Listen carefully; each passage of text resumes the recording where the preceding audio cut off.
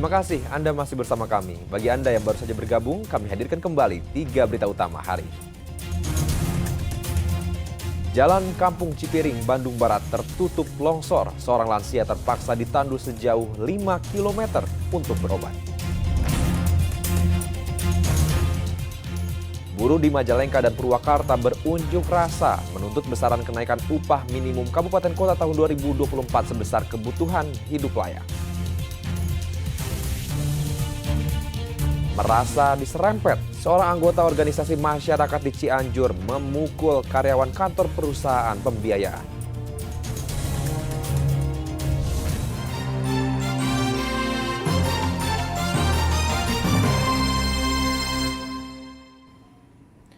Demonstrasi buruh Jawa Barat terus berlangsung. Di Majalengka, buruh saling dorong dengan petugas untuk bisa ikut rapat kenaikan upah di gedung Kokardan.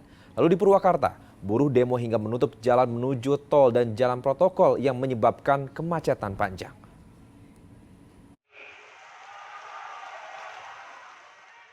Di tengah guyuran hujan deras, ratusan buruh dari berbagai serikat buruh berdemo di depan kantor Kokardan, Jalan Gerakan Koperasi Kabupaten Majalengka Kamis lalu. Aksi ini bersamaan dengan rapat pleno penetapan upah minimum Kabupaten tahun 2024 yang digelar di dalam gedung. Saling dorong terjadi hingga para buruh berhasil masuk ke halaman gedung. Namun saat berusaha masuk ke dalam gedung, para buruh dihalau petugas yang memicu saling dorong terjadi. Akhirnya sejumlah perwakilan buruh diizinkan masuk dan mengikuti rapat bersama dengan Dewan Pengupahan Kabupaten Majalengka. Para buruh ini meminta kenaikan UMK sebesar 38% sesuai dengan Survei Kebutuhan Hidup Layak atau KHL Majalengka.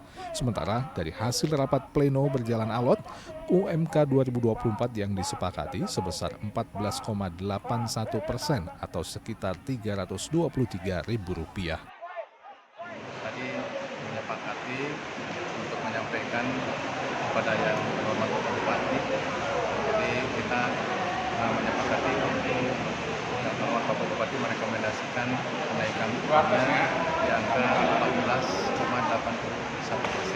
Kalau dinominalkan ada kenaikan sekitar Rp343,24. Meski belum sesuai dengan tuntutan mereka, para buruh mengaku cukup puas dengan kenaikan UMK tahun 2024. Setidaknya kami sudah cukup senang dengan angka itu, karena tadi dengan PP 51 yang batas alfanya dibatasi 0,3, itu yang membuat kami sulit untuk naik. Kenaikan kami hanya di angka kisaran itu 90.000. Makanya kami mengambil indikator terkait kebutuhan hidup layak itu sendiri. Hasil rapat pleno soal kenaikan UMK sebesar 14,81% akan direkomendasikan ke penjabat Gubernur Jawa Barat. Para buruh tegas akan mengawal rekomendasi itu agar disahkan penjabat gubernur. Saat ini UMK Majalengka sebesar Rp2.180.000. Demo menuntut kenaikan UMK juga berlangsung di Purwakarta. Bahkan para buruh ini sampai memblokade akses jalan menuju tol Cipularang dan menutup jalan arteri. Imbasnya, arus lalu lintas macet total sepanjang 5 km. Ribuan buruh dari sejumlah serikat pekerja ini menuntut kenaikan upah sebesar 15%. Hal ini merespon rencana Dewan Pengupahan Kabupaten yang hanya akan menaikkan UMK tahun 2024 di bawah 1% atau sebesar Rp75.000. Rencana kenaikan UMK yang tidak sampai 1% itu dinilai para buruh tidak sesuai dengan dampak inflasi. Dari unsur serikat pekerja sesuai dengan konvensi ILO pasal 3 poin A dan B bahwasannya kenaikan upah harus sesuai dengan produktivitas, pertumbuhan ekonomi dan inflasi, maka kami mengusulkan kenaikan upah untuk di Kabupaten Purwakarta sebesar 15%. Dan berita acara ini akan kami kawal sampai kepada PJ Bupati supaya PJ Bupati bisa mengeluarkan rekomendasi yang akan disampaikan kepada Gubernur.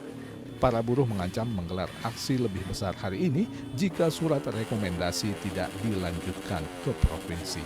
Agung Gunawan, Syamsun Nur Syam melaporkan dari Purwakarta dan Majalengka. Sementara itu, harga cabai rawit merah di pasar induk Guntur Garut tembus Rp100.000 per kilogram. Tak hanya cabai, harga beras juga naik di Subang. Kenaikan kedua komoditas terjadi karena langka.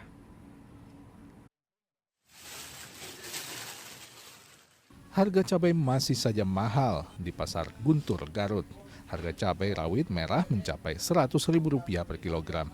Turunnya pasokan cabai dari petani karena musim kemarau dan hama jadi penyebab kenaikan harga cabai. Bahkan dari tingkat pengepul saja, harga cabai sudah mencapai Rp85.000 per kilogram.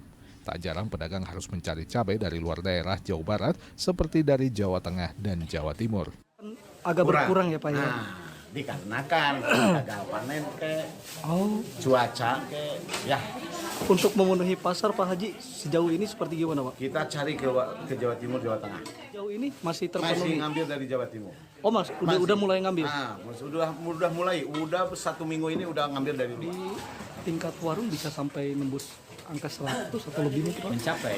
Kalau di kisaran di sini kayak Ino yang 85 pasti di warungan atau di luar mencapai ya 100.000 per kilo. Di Subang, harga beras di pasar Pantura Pemanukan juga masih mahal. Tingginya harga beras karena turunnya pasokan panen petani dan mendekati masa pergantian tahun. Sebut saja, beras kualitas bagus di tingkat grosir kini dijual Rp325.000 dari sebelumnya Rp300.000 per 25 kg. Sementara beras dengan kualitas di bawahnya juga naik menjadi Rp310.000 dari sebelumnya Rp290.000 per 25 kg. Sama halnya dengan harga beras ketan yang kini dijual Rp350.000 dari awalnya Rp310.000 per 25 kg. Naiknya harga beras membuat omset penjualan mereka turun. Mulai naik harga menjelang akhir tahun sama itu hari Natal, jadi suplai beras mengurangi, panen udah habis, jadi otomatis harga mulai naik. Naiknya harga beras membuat bingung warga, khususnya penjual makanan. Jualnya saya sebulan nasi sama kayak wartegan gitu. Kalau berasnya mahal, gimana? Paling nambahin harga jual, Jadi dinaikin. dikit ya. Baik pedagang atau pembeli hanya bisa berharap harga beras kembali stabil dan terjangkau, mengingat banyaknya kebutuhan pokok lainnya yang juga naik, membuat biaya hidup semakin tinggi. Eko Setiabudi dan Zainal Arifin melaporkan dari Garut dan Subang. Di Garut, aksi boikot produk yang dinilai mendukung Israel terus berjalan. Massa dari Aliansi Umat Islam datangi supermarket dan sejumlah restoran cepat saji untuk menyosialisasikan edaran Bupati dan fatwa MUI tentang boikot produk Zionis Israel. Kami dikawal sehingga ini kondusif dan mudah-mudahan ini sosialisasi. Massa dari Aliansi Umat Muslim dan Gabungan Ormas Islam di Garut mendatangi sejumlah toko untuk mensosialisasikan gerakan memboikot produk-produk yang dinilai mendukung Israel dan sekutunya. Sejumlah toko makanan cepat saji juga didatangi oleh warga. Di sini mereka bertemu pengelola atau manajer toko untuk mengkomunikasikan surat edaran Bupati dan MUI tentang sejumlah produk yang diboikot. Setelah sosialisasi, massa menempel surat edaran dan daftar produk yang diboikot di dinding toko. Massa pun berorasi dan mengimbau warga untuk tidak membeli dan mengkonsumsi produk yang dinilai mendukung pemerintah penjajahan Zionis Israel kepada Palestina. Itu kita melihat fatwa dari MUI, setelah fatwa MUI kita berdialog dengan Bupati. Alhamdulillah Bupati membuat SE, surat edaran himbauan untuk warga masyarakat Garut untuk memboikot produk Israel. Nah, kita sebagai warga Garut membantu mensosialisasikan, menghimbau kepada toko kalau bisa produk-produk Israel disingkirkan dulu, gitu, ganti dengan produk-produk lokal, apalagi lokal kan itu lebih baik. Boikot barangnya, hormati pegawainya, jangan hancurkan tokonya. Itu slogan kami. Boikot dinilai sebagai perlawanan yang bisa dilakukan untuk menekan penjajahan Israel dan mendukung kemerdekaan Palestina. Massa melakukan sosialisasi aksi boikot ini dengan damai. Eko Setiabudi melaporkan dari Garut. Seorang ayah di Cianjur membuat video permohonan untuk Presiden Joko Widodo. Dalam video itu, sang ayah meminta jenazah anaknya yang diduga jadi korban tindak pidana perdagangan orang dipulangkan dari Kamboja. Saya bapaknya Muhammad Abdul Fattah yang meninggal di Kamboja. Saya memohon bantuan kepada Bapak Jokowi. Pria dalam video ini adalah Nurdin Kuswandi, seorang warga desa Cibodas, Kecamatan Cijati, Cianjur Selatan. Ia memohon kepada Presiden Joko Widodo untuk memulangkan jenazah anaknya yang meninggal dunia di Kamboja setelah lebih dari sepekan. Nurdin menerima video anaknya Muhammad Badul Fattah yang dalam kondisi sekarat. Tak lama berselang, anaknya dikabarkan meninggal dunia di rumah sakit. Namun untuk memulangkan jenazah anaknya, ia dimintai untuk mentransfer uang senilai 20 juta rupiah sebagai tanda putus kontrak karena anaknya bekerja di luar negeri. Kuasa hukum korban menyatakan kuat dugaan Muhammad Badul Fattah menjadi korban perdagangan orang. Peristiwa dimulai saat korban didatangi oleh perusahaan dari Thailand yang dibawa tetangganya. Saat itu, korban diiming-imingi kerja di Thailand dengan gaji $700 Amerika Serikat atau setara sekitar 10 juta rupiah.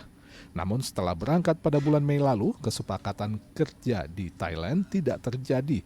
Korban malah dipekerjakan di Kamboja dan tak ada kejelasan jenis pekerjaan yang diberikan. Keluarga sudah meminta atau mendesak kepada pihak yang diduga pelaku yang memberangkatkannya agar si korban ini bisa pulang ke Indonesia pada saat masih hidup.